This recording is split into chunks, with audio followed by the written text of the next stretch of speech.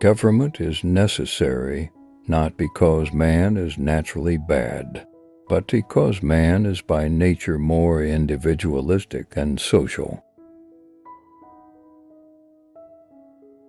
Life in the state of nature is solitary, poor, nasty, brutish, and short.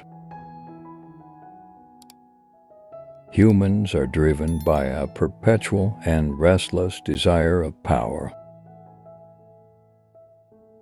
The passions of men are commonly more potent than their reason. The first and fundamental law of nature, which is to seek peace and follow it. Ignorance of the law is no good excuse, where every man is bound to take notice of the laws to which he is subject. For there are very few so foolish who would not rather govern themselves than be governed by others.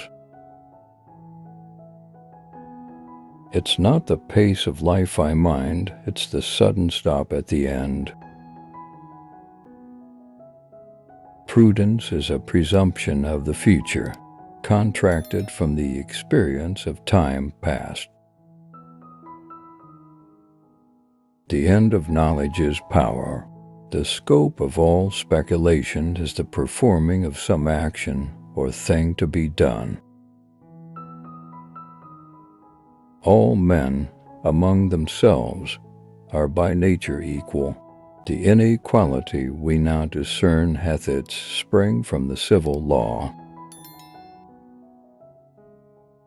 A man cannot lay down the right of resisting them that assault him by force to take away his life.